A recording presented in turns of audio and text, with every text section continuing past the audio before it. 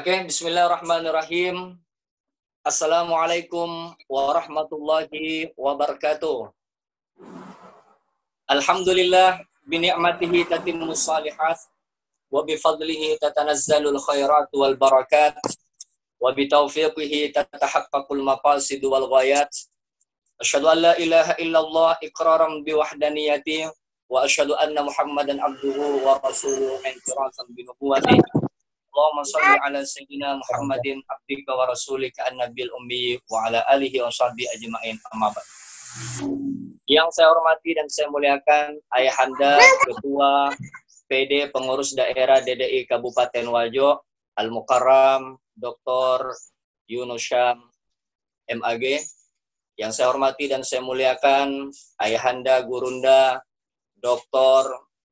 Kiai Haji Aidi Muhammad Edi Syam MHI selaku pemateri, dan ayahanda juga bergabung dari Siwa Ustaz Saharuddin MM selaku Bapak Pengawas Kementerian Agama Kabupaten Wajo, dan adinda juga ada dari partisipan YIN Pare-Pare dan seluruh peserta yang tidak bisa saya sebutkan satu persatu. Pertama-tama marilah kita panjatkan puji syukur kehadirat Allah Subhanahu wa taala yang telah memberikan kita nikmat kesehatan, kesempatan, sehingga di pagi hari ini kita bisa dipertemukan kembali dalam kajian Syawalan PD DDI Kabupaten Wajo, yang insya Allah tema yang akan kita angkat pada pagi hari ini, konsep hidup ideal dalam Islam menghadapi dan menjalani musim pandemi COVID-19. Kemudian salawat dan salam kita curahkan kepada baginda Nabi besar Muhammad SAW sebagai uswatun hasanah, teladan terbaik bagi kita khususnya umat Islam. Untuk pengantar kami harapkan kesediaannya kepada ayahanda PD Ketua PD DDI Kabupaten Wajo untuk memberikan arahan sekaligus membuka acara kajian Syawalan kita pada pagi hari ini. Kepada Al-Mukarram Dr. Kiai Haji Muhammad Yunus Syam MAG kami persilahkan. Al-an falyatafaddal mashkura. Bismillahirrahmanirrahim. Assalamualaikum warahmatullahi wabarakatuh. Alhamdulillahirabbil alamin. Wassalatu wassalamu ala asyrafil anbiya'i wal mursalin sayyidina Muhammadin wa ala alihi wa sahbihi ajmain, amma ba'd. Yang saya hormati dan kita muliakan bersama Al-Mukarram Dr. Kiai Haji Aidil Syam MHI selaku narasumber kita di kesempatan yang sangat mulia ini. Yang saya hormati Adinda Ustadz Zubair bersama dengan segenap partisipan, segenap pengurus DDI Kabupaten Wajo yang sempat bergabung, dan seluruh warga DDI serta simpatisan yang sempat ikut pada kajian Syawalan yang dilaksanakan pengurus daerah DDI atas koordinasi dan inisiasi dari Ustadz Zubair. Alhamdulillah wa syukurillah, puji syukur kita panjatkan kehadirat Allah Subhanahu wa taala atas nikmatnya. Sekaligus di kesempatan yang sangat berharga ini, izinkan saya menyampaikan minal aidin wal faizin, taqabbalallahu minna wa minkum, taqabbal ya karim. Mohon maaf sebesar-besarnya kepada segenap jajaran warga DDI Kabupaten Wajo jika dalam sikap dan tingkah laku serta dalam mengemban amanah tanggung jawab sebagai pengurus daerah DDI Kabupaten Wajo belum mampu untuk bisa memaksimalkan dedikasi dan karya buat organisasi yang kita cintai. Oleh karena itu saya atas nama pribadi dan sekaligus segenap jajaran pengurus daerah DDI Kabupaten Wajo menyampaikan permohonan maaf yang sebesar-besarnya. Kita dalam situasi pandemi COVID sekarang ini akan memasuki satu era yang sudah mulai marak diperbincangkan, yakni new normal, sebuah tatanan kehidupan yang baru dalam kehidupan kita bermasyarakat, berbangsa, beragama, dan beradat istiadat, tentu akan mengalami perubahan. Tatanan kehidupan ini akan kita coba kita sinkronkan dengan situasi dan kondisi kekinian kita, khususnya kita umat Islam dalam rangka memasuki new normal kaitannya dengan amalia-amalia kita sebagai umat muslim. Tentunya Bapak Ibu sekalian yang saya hormati, ada beberapa hal yang memang perlu untuk kita kaji, untuk kita lakukan pendalaman dari aspek Islam, baik dari aspek fikihnya maupun dari aspek-aspek lainnya sekaitan dengan kondisi kekinian kita. Banyak hal yang perlu untuk dikaji dan saya merespon dengan sangat positif sekaligus ucapan terima kasih kepada Pak Subair sebagai inisiator utama sehingga acara ini bisa kita lakukan dan mudah-mudahan ini yang memberikan manfaat yang luar biasa buat kita semua sebagai lembaga yang memang bergerak di bidang pendidikan, bidang dakwah, bidang sosial, yang sedikit banyaknya organisasi ini diharapkan mampu memberikan kontribusi yang efektif, kontribusi yang konstruktif terhadap nilai-nilai ajaran agama kita di dalam mengaplikasikan keseharian kita dalam situasi pandemi COVID-19 ini. Oleh karena itu, kajian-kajian yang kita lakukan ini dengan narasumber kita yang saya kira sangat capable sekali, sangat luar biasa. Pak Subair mampu menghadirkan Al-Mukarram Dr. Kiai Haji Aidil Syam, MHI. Saya kira kepakaran beliau di bidang ini kita tidak ragukan. Oleh karena itu, mari kita memanfaatkan kesempatan yang sangat berharga ini untuk bisa menyimak uraian kajian yang disampaikan oleh Al-Mukarram. Selanjutnya mungkin bisa didiskusikan di forum ini yang nantinya minimal bisa menjadi pijakan kita di dalam rangka untuk memasuki sebuah era yang akan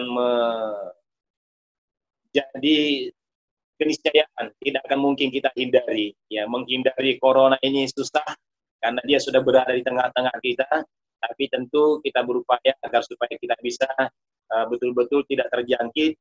Namun kehidupan sosial kita, kehidupan beragama kita, tatanan kehidupan kita tetap kita bisa jalankan dengan baik tanpa harus mengurangi nilai-nilai kesakralan agama, nilai-nilai normalitas yang mesti harus kita laksanakan sebagai hamba di sisi Allah Subhanahu wa taala, baik itu dalam hubungan kita dengan Allah Subhanahu wa taala maupun sifatnya ibadah-ibadah sosial atau ibadah di rumah, tetap kita bisa tunaikan dalam keseharian kita sebagai hamba dan sekaligus sebagai makhluk sosial di tengah kehidupan bermasyarakat kita. Saya kira ini secara singkat yang dapat saya sampaikan. Sekali lagi terima kasih banyak dan saya mohon maaf yang sebesar-besarnya karena saat ini juga saya sementara memberikan kuliah secara online di Pasca Sarjana Universitas Islam Makassar sehingga mungkin tidak bisa fokus secara detail mengikuti keseluruhan dari rangkaian uraian yang akan disampaikan oleh Al-Mukarram Andre Guruta. Namun demikian mudah-mudahan ada waktu untuk saya bisa kembali bergabung nantinya sehingga juga bisa turut menyimak dan menerima uraian-uraian yang disampaikan oleh Al-Mukarram Dr. Kiai Haji Aidil Syam, Magister Hukum Islam. Saya kira ini yang dapat saya sampaikan. Sekali lagi terima kasih dan mohon maaf yang sebesar-besarnya kepada bapak-bapak dan ibu sekalian. Saya akhiri minallahil musta'an wa alaihi tiklan. Wassalamualaikum warahmatullahi wabarakatuh.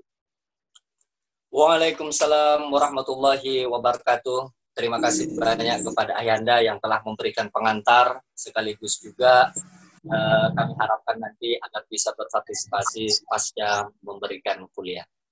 Kemudian sebelum kita memulai acara dan memberikan kesempatan kepada materi Ayahanda Dr. Muhammad Aidil Syam, terlebih dahulu kami mengajak seluruh partisipan untuk mengirimkan surah Al-Fatihah kepada Andre Guruta Kiai Abdurrahman Ambok Dale. Al-Fatihah.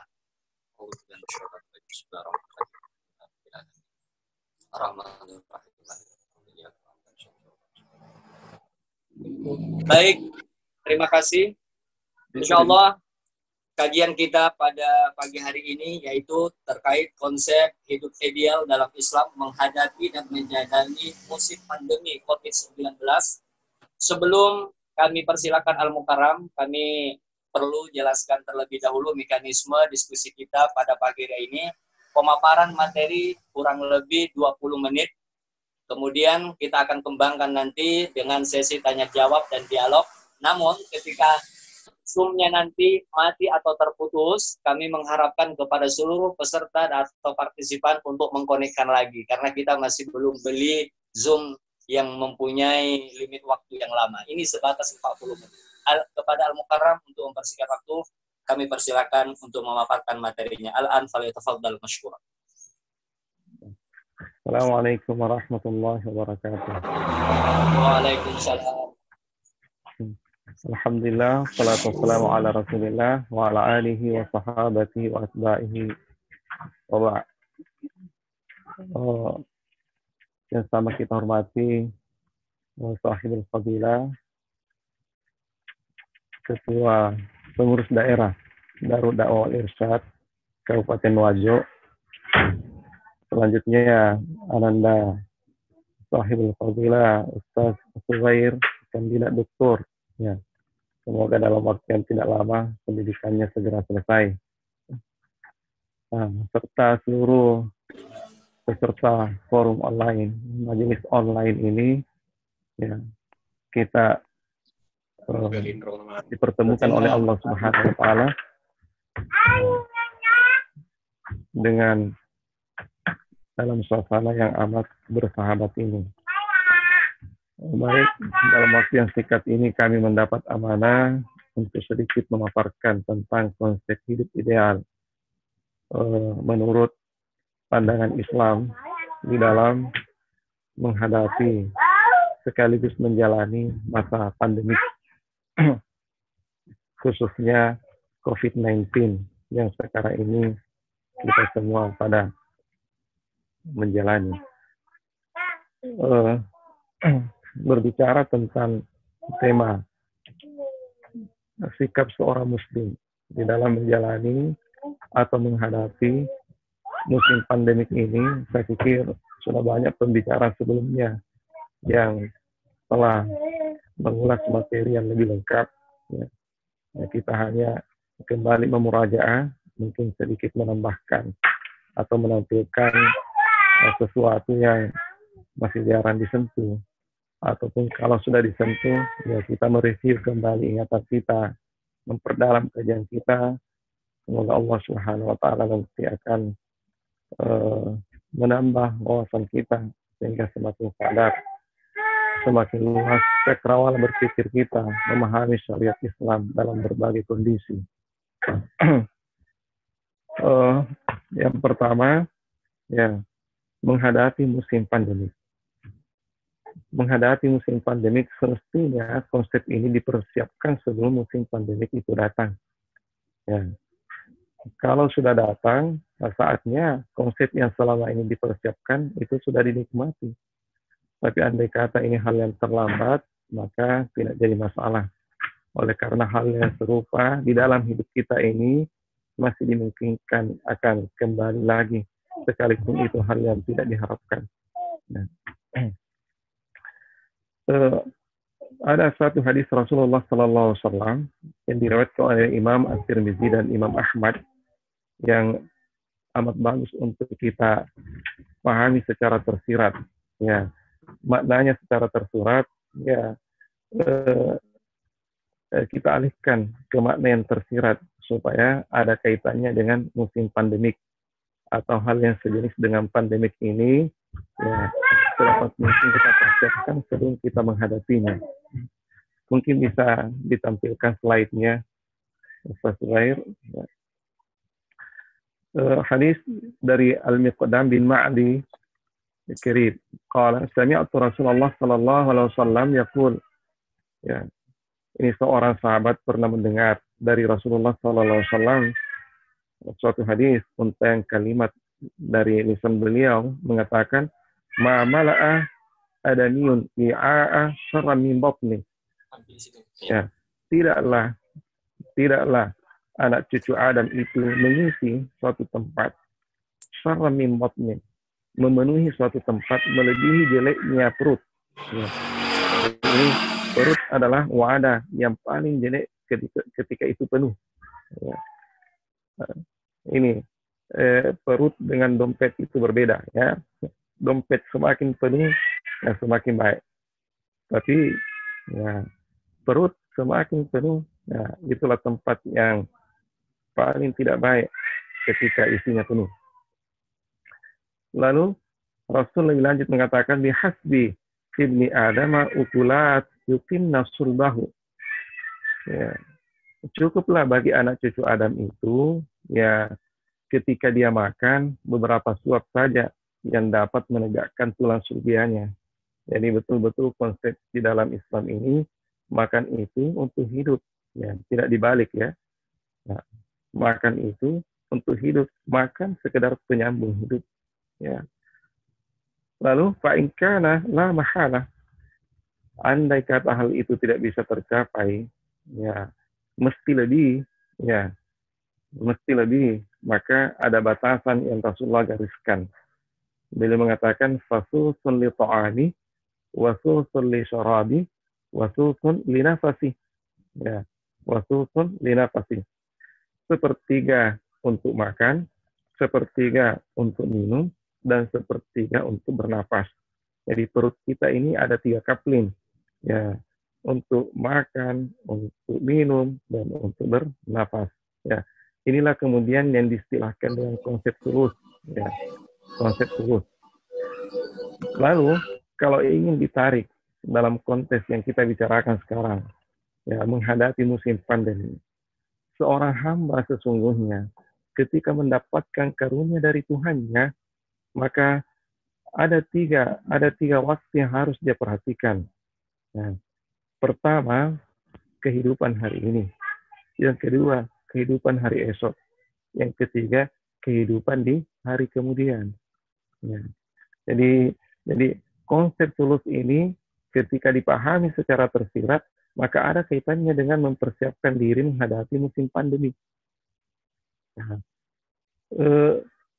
ketika seseorang mendapatkan karunia dari Tuhannya, ya, sesedikit apapun, maka dia harus diatur oleh manajemen tulus. Ya, ketika ingin mendapatkan kesuksesan di dalam 3 fase waktu ini, sekarang, besok, dan hari kemudian. Sekarang untuk kebutuhan hari ini, hari esok itu untuk masa depan, dan hari kemudian adalah hari setelah masa depan, di mana ya di sanalah kita destinasi semua umat manusia akan pasti menuju ke sana. Nah, itu yang mesti dipersiapkan dari sekarang. Lalu tulus yang dimaksudkan di sini tidak secara mutlak itu takarannya, tidak, tapi itu lebih kepada pembagiannya, ya, lebih kepada pembagiannya. Nah, jadi orang kadang berpikir mengatakan penghasilan kita hari ini ya tidak cukup untuk kebutuhan kita, untuk kebutuhan hari ini saja tidak cukup. Nah, seorang hamba yang cerdas, ya, seorang hamba yang cerdas, sesedikit apapun penghasilannya, ya, dia tetap mampu untuk mengisi 3 kapling ini.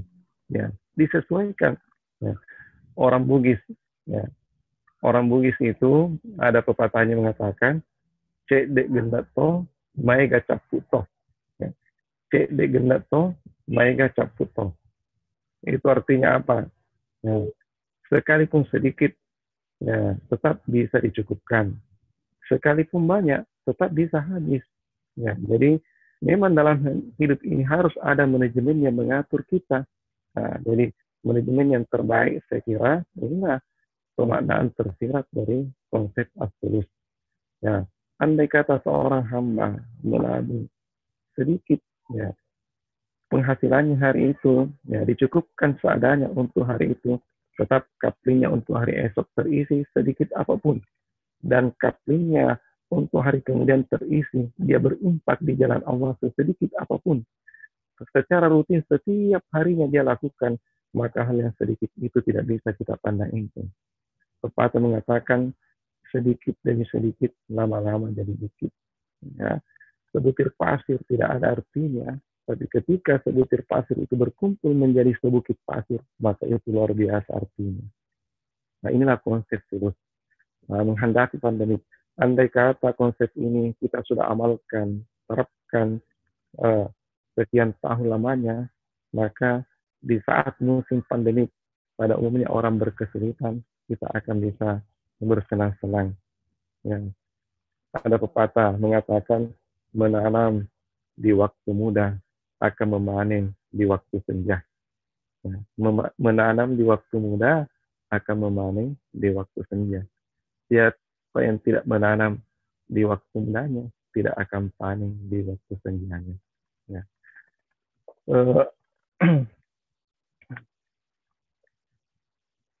Selanjutnya, ya, menjalani musim pandemi. Sekarang ini kita sudah menjalani. Apa kiat-kiat yang bisa kita lakukan?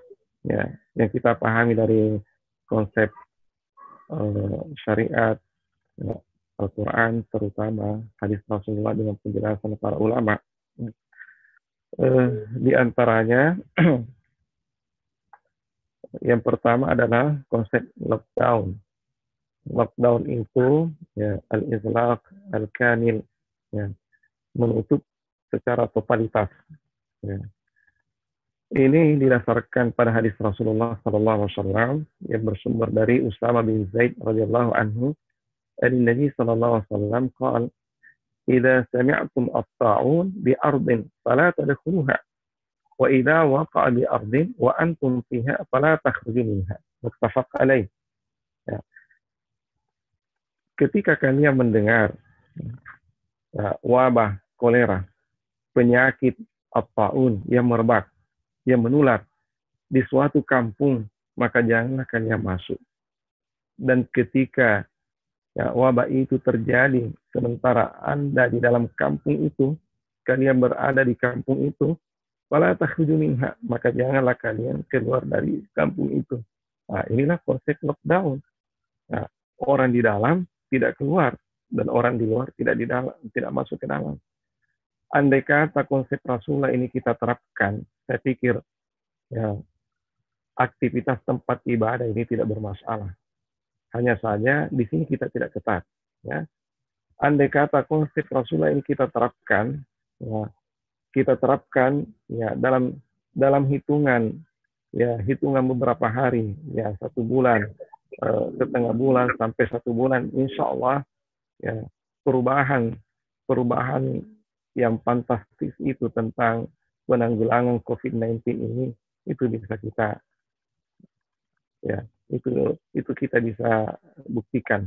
Andai kata ya, konsepnya Rasulullah, konsep lockdown menurut hadis ini itu yang kita terapkan. Lalu ini lockdown ini al-ighlaq al-kamil itu zonanya bukan kabupaten. Ya, kalau kita melihat hadis ini di Arbin itu artinya ya, sebagian ulama atau pada umumnya ulama menerjemahkan itu Arbin itu suatu kampung. Ya. Jadi kalau suatu kampung, suatu kompleks, ya suatu jamaah masjid, ya zonanya seperti itu. Jadi betul-betul tertutup, orang di kompleks itu tidak bisa keluar, orang dari luar tidak bisa masuk di kompleks itu, ya. Insya Allah kalau itu merata ke seluruh negeri, ya ke seluruh negeri, insya Allah dalam masa inkubasi itu COVID-19 ini bisa kita atasi, ya. Hanya saja ini kemarin hanya setengah, ya kebersamaan kita ini tidak merata. Ya, keseriusan kita ini juga tidak begitu terlihat untuk langkah bersama mengikuti anjuran pemerintah, sehingga inilah ya, suasana atau akibat yang kita terima. Jadi ini konsep yang pertama, konsep lockdown. Jadi konsepnya Rasulullah SAW. Terus yang kedua, ya, memperbanyak doa atau qunut nazilah. Ya, ini qunut nazilah sudah digit-dengkan sejak awal pandemik masuk di Indonesia. itu Majelis Ulama Indonesia Pusat sudah meluncurkan fatwa secara serentak ke seluruh umat di tanah air Nusantara ini, ya, mengumandangkan atau melakukan qunut nazilah. Ya, karena ini wabah adalah bencana yang, ya, tidak tanggung-tanggung, efeknya luar biasa untuk umat. Lalu banyak di dalam hadis-hadis itu doa-doa yang maksur yang bisa kita amalkan.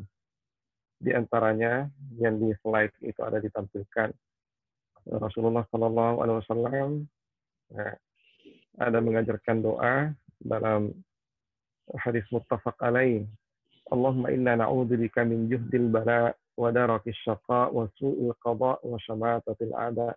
Ya Allah, kami mohon perlindungan kepadamu dari bala bencana yang serius, kemudian kesedihan atau kesulitan yang terlalu, kemudian takdir buruk, su'il qada, ketetapan Allah itu yang tidak berpihak sesuai dengan keinginan kita. Lalu, ya, kesenangan para musuh-musuh. Ya, musuh-musuh Islam itu senang. Nah, kalau umat Islam ini mengalami masalah, terutama hal-hal yang sampai mengganggu aktivitas ibadahnya, itu kita mohon perlindungan kepada Allah. Karena betul-betul yang disebutkan inilah yang terjadi di tengah-tengah umat saat sekarang ini. Terutama di bulan Ramadan kemarin. Kegiatan ibadah betul-betul, ya, menurun drastis dari yang biasanya. Ya, karena mayoritas umat ini ya sentral ibadahnya memang itu di masjid. Ibadah ritualnya itu di masjid. Kapan lepas dari masjid, maka itu sudah susah lagi untuk terjaga. Banyak orang yang nanti bisa salat tarawih kalau di masjid. Setelah masjidnya ditutup, ya, maka salat tarawihnya sudah susah lagi untuk, ya, terurus. Nah, jadi hanya orang-orang tertentu yang bisa mempertahankan, ya, ibadahnya selama dalam musim pandemik ini. Jadi itu di antaranya doa yang diajarkan oleh Rasulullah, bisa kita amalkan. Kemudian terakhir kita mengikuti arahan ulul amri, ya. Ulul amri, ya, yang dimaksudkan di sini adalah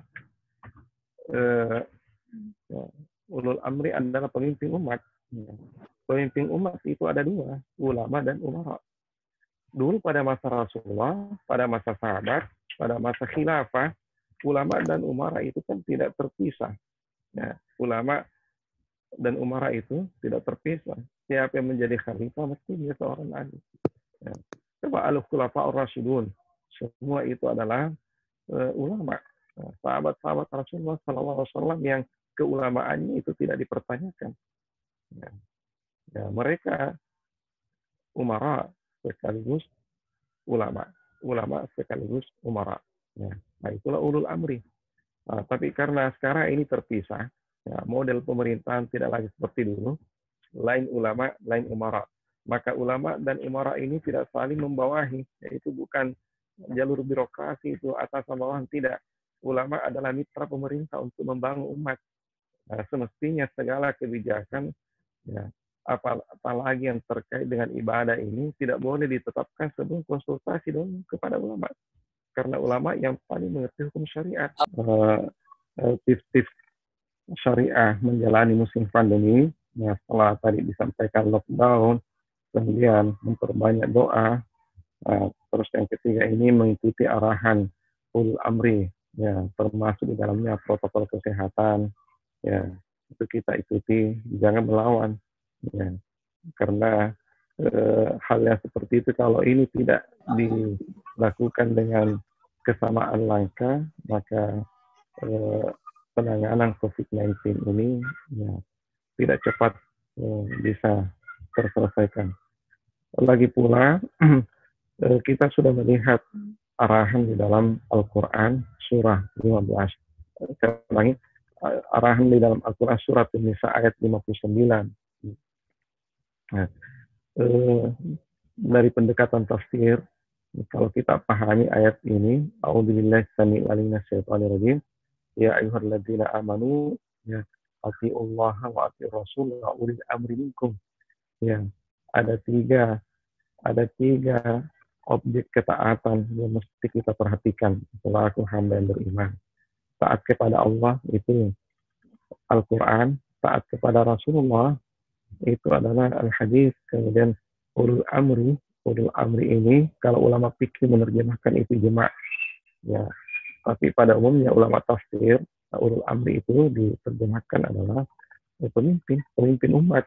Ya, pemimpin umat siapa mereka? Nah, itu tadi ya yang dipahami itu adalah ya al-ulama wal umara. Ya, al-umara wal ulama, para ulama dan para umara. Dulunya dua oknum ini itu terpadu di dalam satu dua status ini terpadu dalam satu oknum. Siapa yang ulama, siapa yang umara plus ya, mesti dari mereka adalah ulama. Karena ini sekarang terpisah, maka mesti sinergi antara ulama dan umara itu amat dibutuhkan untuk membangun umat. Ya. Jadi dalam kaidah usul fikih juga ada disebutkan tasarruful hakim manutun bi maslahah. Tindakan hakim itu ya selalu tergantung dengan kemaslahatan. Ya, jadi pemerintah ketika menetapkan suatu aturan selalu ujung-ujungnya itu untuk kemaslahatan rakyatnya. Ya, itu ujung-ujungnya mesti untuk kemaslahatan rakyatnya. Hanya saja di dalam memaknai kemaslahatan ini ya selalu terbuka ya perbedaan pendapat. Nah, itu hal yang lumrah saya kira. Inilah sedikit pengantar ya, untuk memasuki sesi diskusi dari sedikit materi atau paparan yang sempat ditengahkan. Nah, semoga nanti input-input dari peserta itu bisa lebih melebarkan kajian kita dan menambah wawasan kita. Nah, kepada pengatur acara, Ananda Ustaz Zubair, kami kembalikan. Terima kasih. Syukran katsiran. Ya Maulana Gurunda Ayahanda tercinta. Itulah paparan yang sangat saya kira luar biasa dan menarik. Kami persilakan nanti kepada teman-teman untuk berdialog, berdiskusi, atau ada sesuatu hal yang ingin dipertanyakan, kami persilakan. Namun sebelumnya, sebelum kami persilakan kepada teman-teman untuk bertanya, kami bacakan dulu pertanyaan yang lewat WA. Jadi pertanyaan ini welcome. Kami persilakan, ya baik dari partisipan atau warga Ad-Dariyah, bukan hanya dari PD DDI Kabupaten Wajo.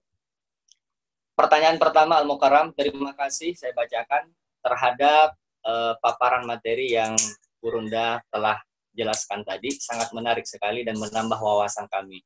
Pertanyaan kami sekarang adalah terkait dengan masalah kunut nazilah.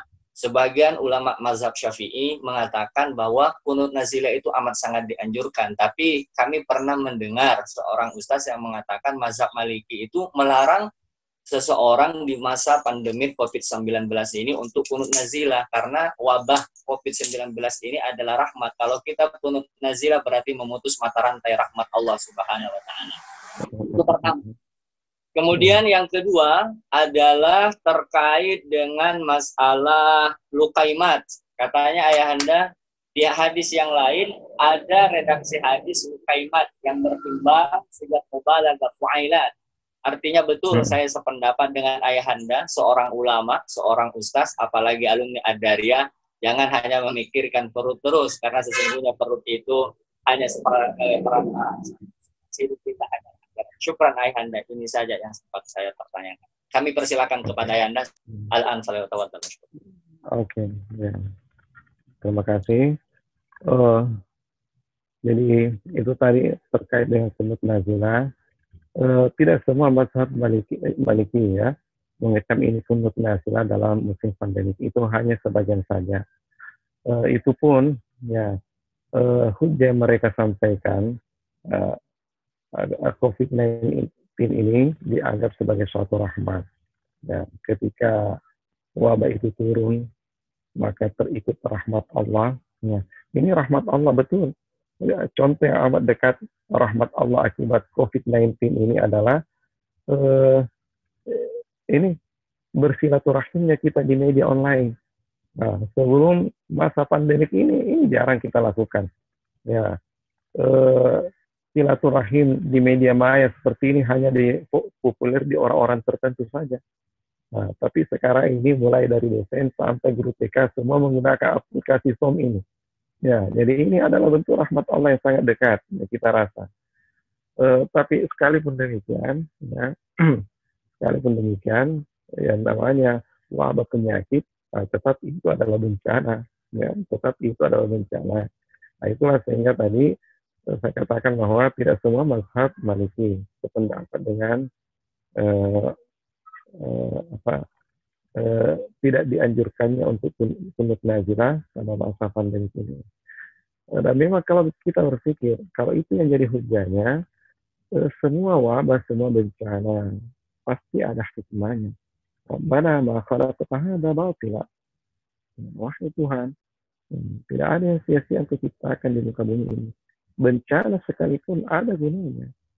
Ya, ya, ini banyak gunanya.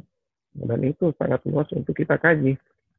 Mata kita sudah melihat, ya, dan kita sudah merasakan ya, betapa banyak orang yang sadar gara-gara musim pandemi ini. Nah, tapi dengan segala hikmah yang Allah turunkan, tetap tidak bisa kita nafikan bahwa yang namanya wabah penyakit ini adalah tetap musibah. Nah, musibah global. Ya. Kalau sudah musibah global, maka anjuran Rasulullah SAW itu adalah melakukan sunat nazilah. Ya. Sekalipun demikian tetap kita hargai ya, pendapat saudara-saudara kita yang tidak melakukan sunat nazilah. Persoalan khilafiyah itu ya selalu disikapi dengan sikap tasamuh. Nah, tasamuh artinya toleran. Kita tidak bisa bersitegang dengan pendapat kita. Kita ini DDI adalah kelompok moderat, ya. Aliran yang sangat mengakomodir semua aliran. DDI adalah rumah besar kita. Ya, mazhab Maliki, Hanafi, Hambali, ya, Syafi'i, dan bahkan di luar 4 mazhab ini, selagi tidak keluar dari area Ahlus Sunnah wal Jamaah, maka itu tetap diakomodir oleh Darud Da'wah wal Irsyad. Terus yang kedua, tadi itu ukulat dalam redaksi hadis yang lain memang lukaimat, dan artinya suapan-suapan ya. Ini Rasulullah SAW mengajarkan kepada kita secara lembut bahwa ketika kita makan, maka janganlah diperturutkan syahwat kita. Nah, syahwat untuk makan, karena syahwat itu itulah yang kalau kita terpedaya oleh syahwat, maka itulah yang membuat kita melakukan sesuatu yang berlebihan. Sesuatu yang berlebihan, maka bukan manfaat yang didatangkan, tapi mudarat. Ya. Makanya untayan kalimat beliau selanjutnya mengatakan apa tadi itu? Fa in kana la mahala, fa in kana la mahala. Ya, andai kata itu tidak bisa tercapai, ya, andai kata hal itu tidak bisa tercapai, kita tidak bisa makan beberapa suap, suapannya kita itu tidak terhitung banyaknya, ya, maka Rasul memberi batasan. Batasannya itu tadi konsep tulus, terus li ta'ami, terus li syarabi, terus li nafasi. Nah, ada hal yang menarik terkait dengan teksnya hadis ini. Tadi itu kita kaji lebih kepada makna konteksnya, karena kita mau kaitkan dengan musim pandemi. Kalau makna teksnya ini, hadis, ada kebiasaan Rasulullah yang sungguh kita mempraktekkan berbeda dari yang beliau lakukan. Ini kami dapatkan dalam satu kitab yang sangat klasik dan itu sudah jarang ya. Kitabnya itu At-Tibbun Nabawi li Jalaluddin As-Suyuti. Yang banyak itu Ibnu Qayyim Al-Jauziyah. Kalau yang saya pernah baca ini At-Tibbun Nabawi li Jalaluddin As-Suyuti. Di situ ada konsep-konsep makan yang diajarkan oleh Rasulullah dan kefiat-kefiat makan.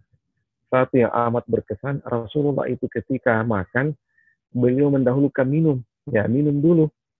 Rasul minum dulu baru makan. Setelah makan, beliau tidak minum. Nah, yang kita lakukan kan sebaliknya.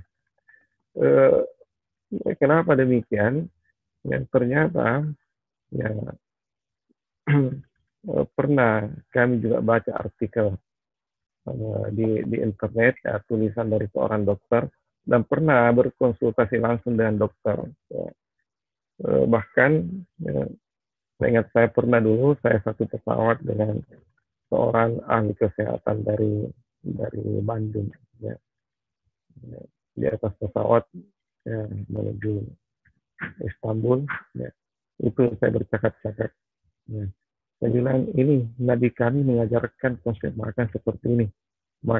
Minum dulu baru makan. Setelah makan tidak minum. Gimana menurut pandangan kesehatan? Beliau orang Katolik. Ternyata secara jujur menjawab, ya itulah katanya yang paling sesuai dengan aturan kesehatan. Protokol kesehatan seperti itu. Hanya saja kita ini pada umumnya karena tidak terbiasa susah melakukan itu. Subhanallah.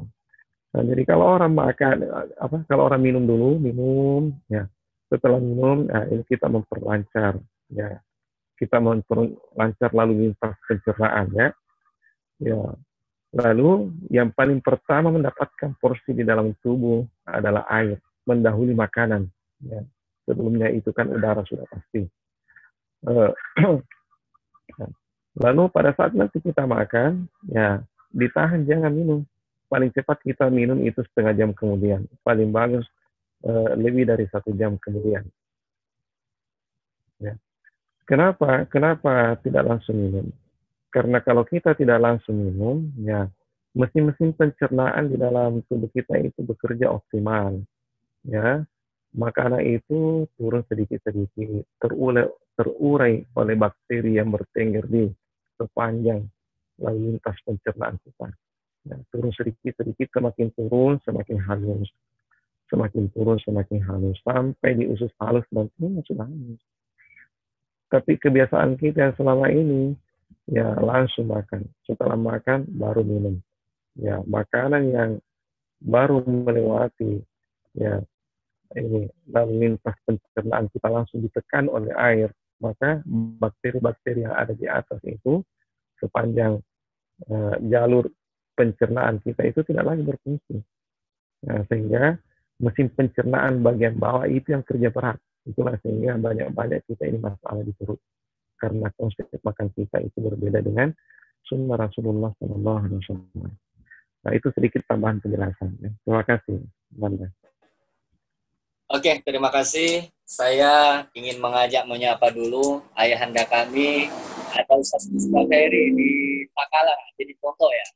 Kemudian ada juga ayahanda kami juga Ustaz Herman Tabi, MPD hadir juga, ketua orang tua kami juga Bapak Kandem Bantaeng juga sementara bersama juga walaupun dia memberikan kuliah di pasca sarjana juga. Terima kasih semua partisipan, ada Ananda Mbok Dalek juga di Jakarta, bahkan ada di Jakarta juga ya, join dengan kita di sini. Saya informasikan bahwa acara ini live di Klik Sulsel streaming. Kami sudah mempunyai media partner, wartawan Suara Keadilan, termasuk Klik Sulsel, itu live ini materinya. Insya Allah akan menjadi berkah dan ditonton dan menjadi pencerahan buat umat Islam. Kemudian kami persilakan Ayahanda Musbahiri untuk menyapa kalau ada hal yang ingin dipertanyakan face to face walaupun via virtual kepada Ayahanda dengan Ayahanda Dr. Omar Hashim. Kepada Ustaz Musbahiri kami persilakan. Terima kasih Ustaz Subairi sebagai moderator pada hari ini. Alhamdulillah pada hari ini kita kembali mendapatkan pencerahan-pencerahan dari narasumber yang otoritatif dan yang notabene adalah Ad-Dariyah. Ya. Terima kasih kepada Gurunda, kepada Kakanda, Dr. Aidi Syam. Ya. Jadi saya bersama beliau di Tonrongnya, saya kelas 1 Alia, beliau sudah kelas 3 kalau tidak salah waktu itu. Dan satu hal yang menurut pengamatan saya pada waktu itu, salah satu kebiasaan beliau yang patut kita tiru, beliau yang paling pertama datang di masjid dan paling terakhir mungkin pulang. Jadi itu yang saya amati. Ya. Allah subhanahu. Kemudian saya ingin menyapa teman letting saya di sini yang sempat hadir bersama kita. Ada saudara saya Irwan Mustafa. Assalamualaikum.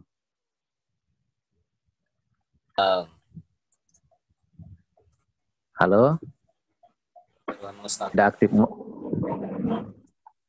Assalamualaikum, Irwan. Waalaikumsalam warahmatullahi wabarakatuh. Jadi saya mohon kepada moderator nanti juga untuk memberikan kesempatan kepada Irwan Mustafa untuk memberikan pertanyaan atau masukan-masukan. Kemudian ada saudara Suherman juga selekin saya bergabung di kesempatan ini. Dan ada juga rekan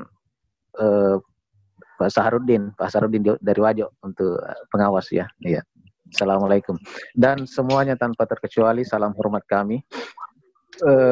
Kemudian selanjutnya saya hanya ingin memohon semacam tanggapan atau koreksi dari Kakanda Doktor atau dari semua partisipan yang hadir terkait dengan konsep yang pernah saya sampaikan melalui khutbah beberapa waktu yang lalu, termasuk di khutbah Idul Fitri kemarin, yaitu terkait dengan pandemi corona ini.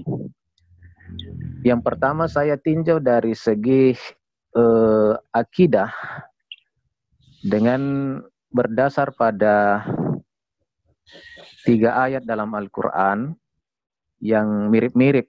Ya. Yang pertama surah Al-Hadid ayat 22.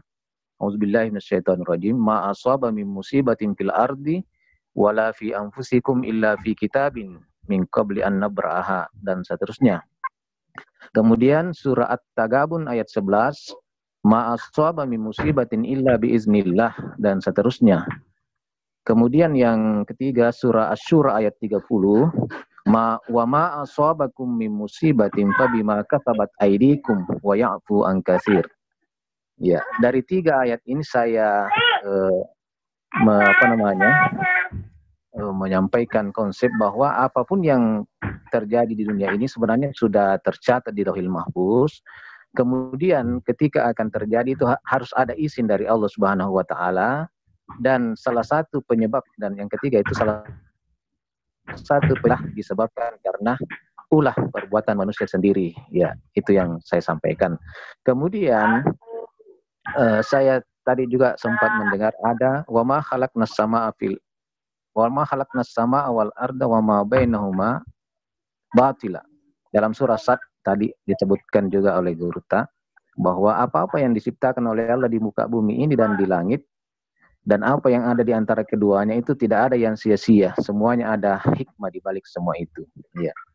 Sehingga untuk menghadapi pandemi ini saya kemudian berdasar pada surah As-Sajdah ayat 15. Iya. As-Sajdah ayat 15. Jadi dari segi akidah tadi beberapa ayat. Kemudian dari segi syariat di samping tadi yang saya setuju apa yang disampaikan tadi oleh Kakanda, ada lockdown, ada menjaga kebersihan, mengikuti umara dan ulama dan seterusnya. Tapi ada juga saya jadikan satu dasar dalam surah As-Sajdah ayat 15. Tatajafa junubuhum 'anil madaji yad'una rabbahum khaufa wa tama'a wa mimma razaqnahum yunfikun. Ada 3 poin di situ yang saya garis bawahi. Yang pertama, menjauhkan lambungnya dari tempat tidur. Artinya walaupun kita lockdown misalnya, tetap menjaga aktivitas ibadah, jangan malas beribadah. Ya. Kemudian yang kedua, yada'una rabbahum khaufa wa tama'a, berdoa dengan penuh harap dan cemas, harap-harap dan takut. Ya. Kemudian yang ketiga, mimma razaqnahum yunfikun, membelanjakan sebagian harta, memberikan infak untuk korban-korban atau yang terpapar COVID-19 itu. Saya kira itu konsep yang pernah saya sampaikan. Saya mohon tanggapan ataukah pencerahan ataukah koreksi dari Kakandah terkait dengan hal itu. Terima kasih untuk sementara moderator. Saya kembalikan. Saya mohon tadi saudara saya Irwan Mustafa diberikan kesempatan. Mohon. Ya. Terima kasih. Okay. Terima kasih, syukran katsira. Kami persilakan kepada Ayahanda Dr. Muhammad Edi Syam. Kami persilakan untuk memberikan jawaban. Ya, baik, terima kasih. Dari siapa tadi itu? Mustahil. Ya, Ustaz. Dari ayat-ayat yang dibaca tadi, ya itu menggiring kita untuk memahami atau meyakini bahwa segala hal yang kita alami itu sudah menjadi ketetapan dari Yang Maha Kuasa. Jadi ini sejalan dengan akidah Jabariyah yang menegaskan bahwa la yusibana illa ma kataballahu lana. Tidak akan ada musibah yang menimpa kita. Kita tidak akan tertimpa suatu musibah kecuali Allah sudah menetapkan hal itu.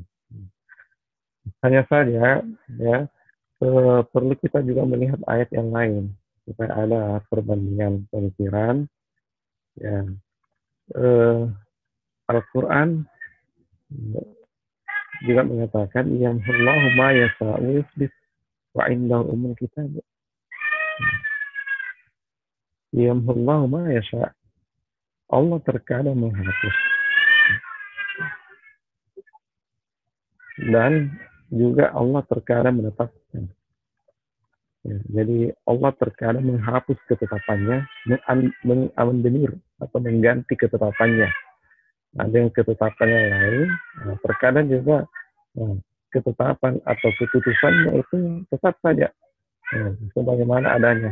Mungkin yang menunggu waktu, ya, kapan terjadwal untuk ketetapan itu terjadi. Indah umul kitab. Jadi semua keputusan itu ada di tangannya. Jadi sudah ditetapkan tapi terganti. Ini maksudnya apa? Manusia diberi ruang untuk berikhtiar. Untuk berikhtiar sesuai dengan kemampuannya. Nah, sehingga ketetapan Allah yang tidak berpihak pada dirinya, itu bisa berubah. Jadi atau ketetapan Allah yang tidak berdampak positif kepada dirinya itu bisa berubah sebelum itu terjadi. Itulah sehingga ulama ilmu kalam itu ada membedakan antara qada dengan qadar. Qada dan qadar semua itu ketetapan Allah, tapi berbeda. Qada itu ketetapan Allah yang sudah tidak bisa berubah. Qadar ketetapan Allah yang masih ada peluangnya untuk berubah. Ya, ini. Jadi bagaimana membedakan antara yang qada dengan yang qadar? Kalau ketetapan Allah itu masih dirahasiakan oleh Allah, belum terekspos, manusia belum tahu, maka itu masih bisa berubah. Ya. Seperti rezeki. Rezeki untuk hari esok itu qadar. Tapi rezeki untuk hari kemarin itu qada. Kenapa? Rezeki kita kemarin sudah diketahui, tidak bisa lagi berubah. Ketika seseorang rezekinya kemarin itu hanya 10.000, maka itu tidak bisa berubah menjadi 20.000. Kenapa? Itu masa yang sudah dilewati dan kita sudah ketahui, tidak akan bisa berubah lagi. Nah, bukan lagi rahasia ilahi itu, karena makhluknya sudah tahu. Tapi untuk hari esok, rezeki kita untuk hari esok, itu qadar sudah ditetapkan, tapi qadar ya masih bisa berubah. Kenapa masih bisa berubah? Karena makhluk ini belum tahu. Apa yang bisa merubahnya? Di antaranya adalah doa. Ya, jadi tidak heran kalau Rasul mengatakan doa silahul mu'minin. Doa itu adalah senjata tajamnya orang beriman. Kenapa? Karena ketetapan Allah itu bisa berubah berkat kekuatan doa. Ya. Usaha, ya. usaha seorang hamba, ikhtiar seorang hamba yang dipadukan dengan doanya, insya Allah sangat ampuh untuk merubah kadar takdir Tuhan. Mungkin ketetapan di sisi Tuhannya, umul kitab, untuknya hari esok itu rezekinya hanya 10.000, tidak berubah dari kemarin.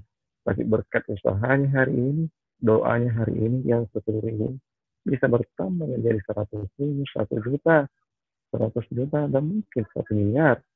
Nah, subhanallah, itu karena kekuatan doa yang terpadu dengan ikhtiar. Jadi, pada dasarnya ayat-ayat Al-Quran antara satu dengan yang lain itu tidak saling bertentangan. Tidak ada yang ta'arud. Yang ta'arud itu adalah pikiran manusia. Ya, pikiran manusia. Kemampuan kita untuk memahami di situ terbatas. Ya. Jadi kedangkalan ilmu kita di situ terukur pada saat kita memaknai antara satu ayat dengan ayat yang lain itu saling berkontradiksi. Ya, masing-masing punya kapten pemahaman yang berbeda, dan itulah kita harus pahami secara tepat. Saya pikir itu tambahan penjelasan kepada Adinda yang bertanya tadi. Ustaz, berapa lagi nanti? Ya, wajahnya saya masih ingat-ingat ya. Ya. Saya masih ingat-ingat. Sehat panjang usia. Terima kasih. Oke, Al-Mukarram Ayahanda Dr. Muhammad Edi Syam, kami berharap bersabar karena begitu antusiasnya by DWA saya, cuma nggak bisa terkoneksi. Termasuk juga pada kesempatan ini kami bisa juga bersama dengan Ayahanda gurunda kami ini Dr. Amir Mustafa. Sama kami sapa dulu. Mungkin beliau tidak kenal dengan saya. Assalamualaikum Pak Dokter. Saya kira baru masuk. Ayahanda Dr. Amir Mustafa, pimpinan Pondok Pesantren Rahmatul Asri Enrekang. Assalamualaikum.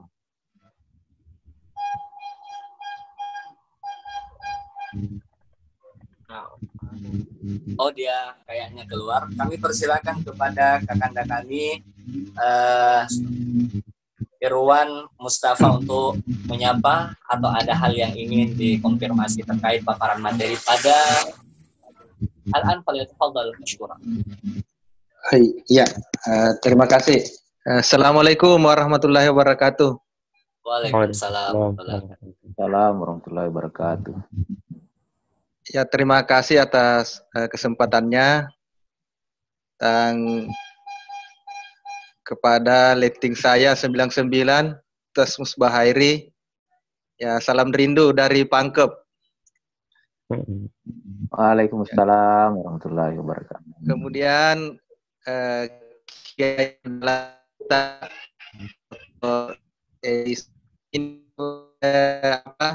ini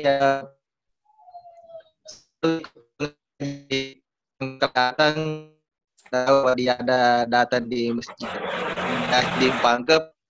Saya selalu ikuti. Saya senang dengan kajian-kajian pengajian-pengajian beliau. Kemudian kami juga bertetangga dulu di Mantika 6 di Tondronge. Ya, kami berdampingan dulu di Tondronge tinggal. Jadi sekali lagi terima kasih atas silaturahim ini pasca kita diklat di bulan Ramadan dan sekarang kita memasuki bulan Syawal. Memang salah satu artinya Syawal adalah berburu kebajikan. Saya kira di era di musim pandemik ini mungkin saya juga memetik hikmah dari COVID-19 ini, bahwa COVID ini adalah sebuah musibah dan musibah itu adalah kerusakan. Dan saya kira dengan COVID-19 ini, dengan melahirkan banyak atau sepertinya dunia sekarang terkunci, mungkin ini cara Tuhan menghentak manusia di bumi ini. Sekarang ini kan terjadi sekularisme Sekularisme itu kan dia berhenti pada dunia saja ini, pikirannya hanya di dunia saja, itu sekuler. Dan melahirkan sekuler itu turunannya adalah liberalisme. Dan inilah yang terjadi, yang kita rasakan di bumi ini, di dunia ini.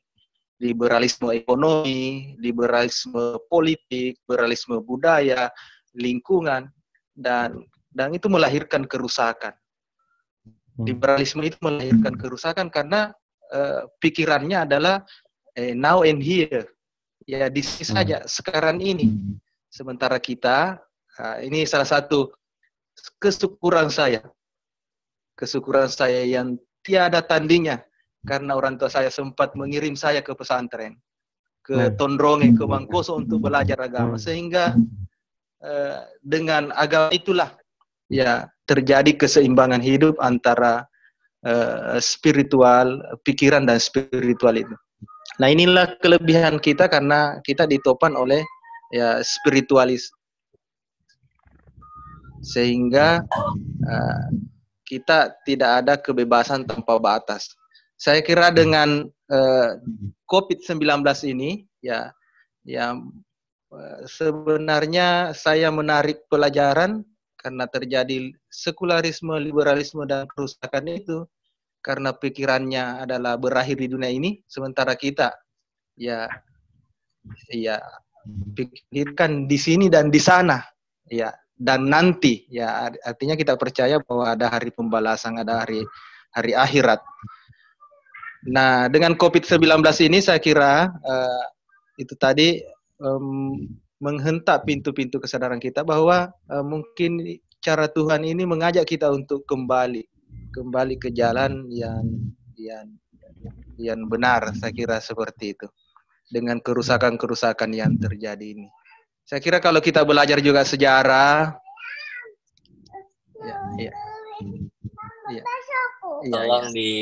kalau kita juga belajar sejarah,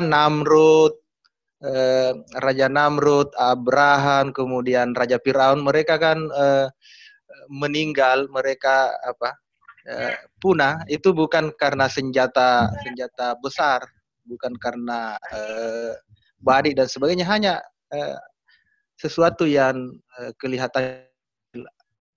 Firaun terbunuh dengan air, kemudian Namrud terbunuh dengan nyamuk, lalat, kemudian Abraham dengan burung kecil.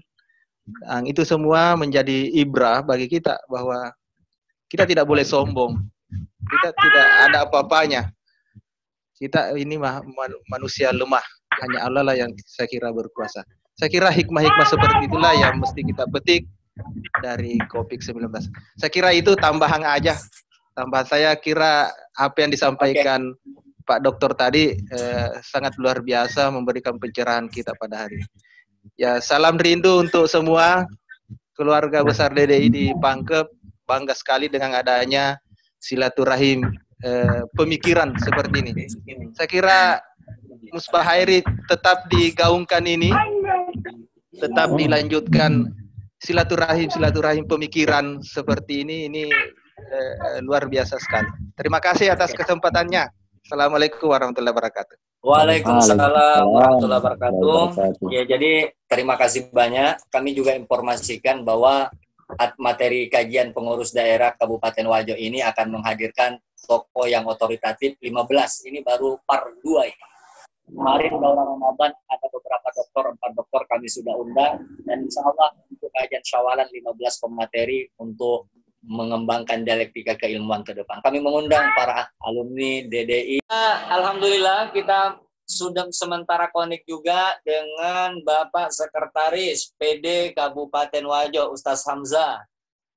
Kami persilakan sebentar untuk memberikan pengantar. Mungkin beliau lagi ada aktivitas karena dia sempat mengirim WA, Afwan Ustaz kurang bersahabat jaringan di sini.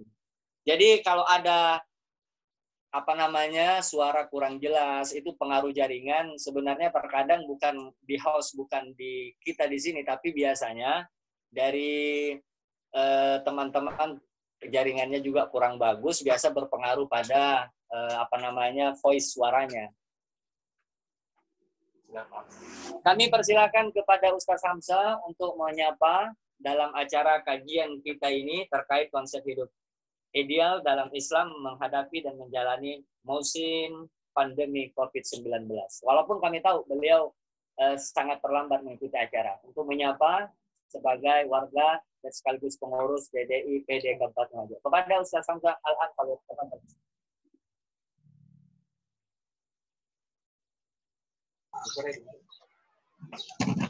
Ya, Assalamualaikum Ustaz.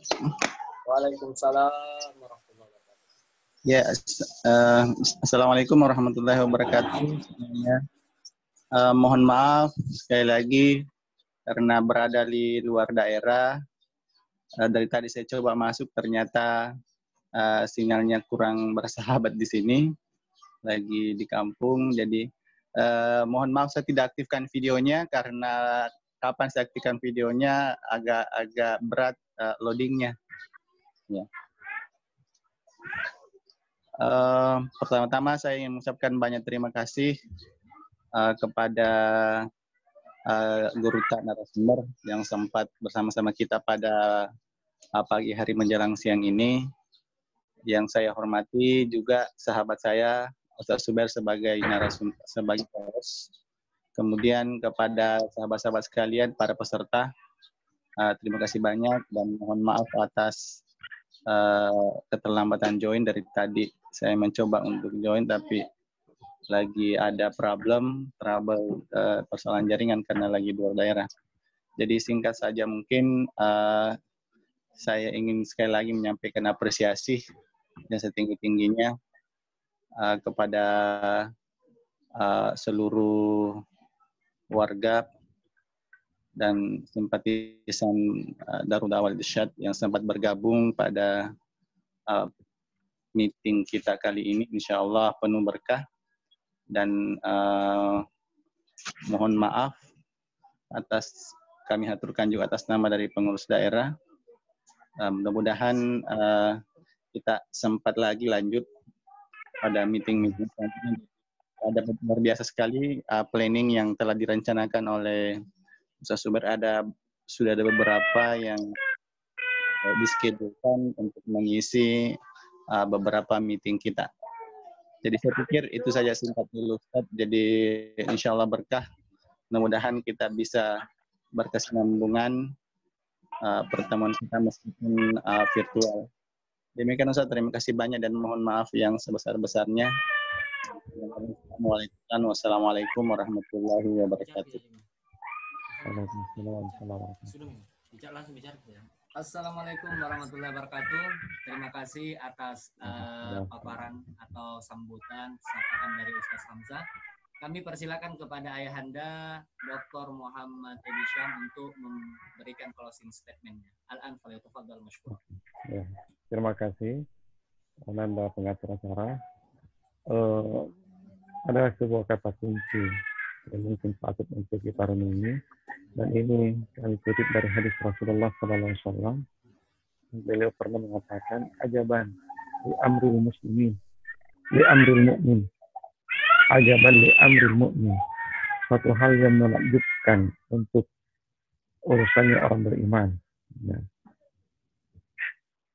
In asabat sarra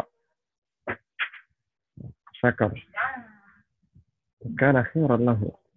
Orang beriman itu ketika ditimpa oleh sesuatu yang menyenangkan hatinya, maka dia bersyukur.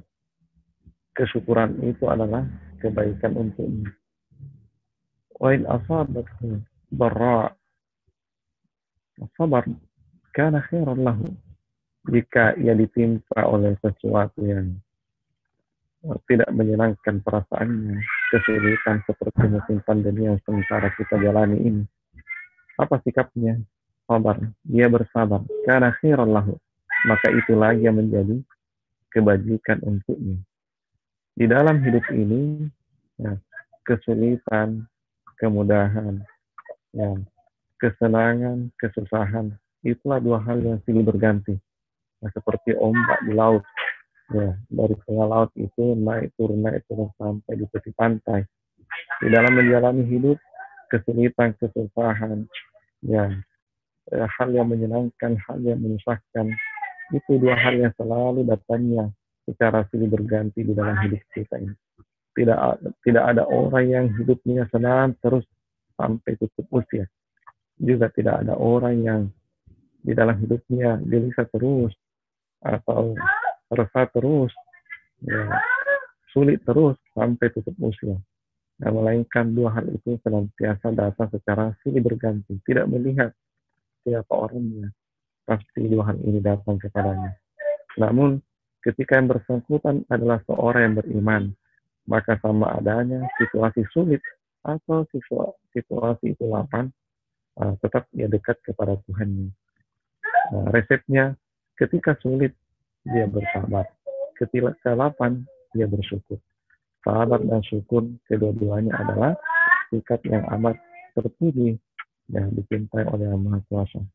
Jadi dalam situasi apapun, orang beriman selalu saja situasi itu menjadi media untuk dekat kepada Tuhan. Nah, semoga kita semua bisa termasuk di antaranya. Terima kasih.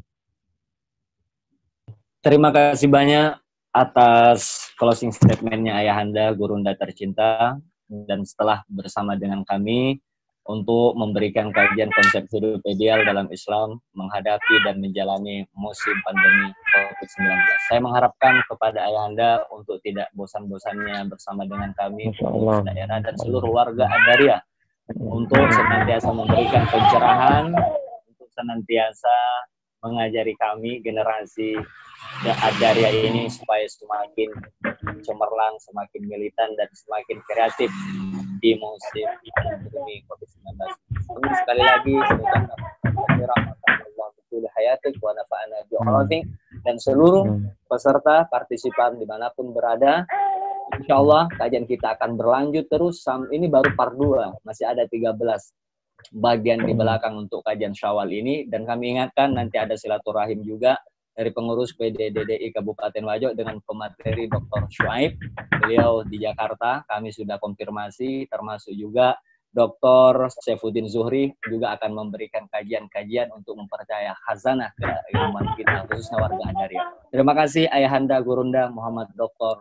Edi Syam telah bersama dengan kita semua. Semoga beliau dipanjangkan umur, dimudahkan rezeki, dan senantiasa menebar kedamaian. Kalau untuk membaca materi-materi beliau, saya kira di Facebooknya beliau sudah ada, bisa di-add teman-teman semua, supaya kita juga semakin tercerahkan dan semakin menambah ilmu pengetahuan kita. Terima kasih banyak. Inilah akhir acara kita pada kesempatan yang berbahagia ini. Semoga bermanfaat, kurang dan lebihnya mohon dimaafkan. Kami ucapkan minallahil musta'an wa alaitiklan. Assalamualaikum warahmatullahi wabarakatuh. Waalaikumsalam warahmatullahi wabarakatuh. Waalaikumsalam warahmatullahi wabarakatuh.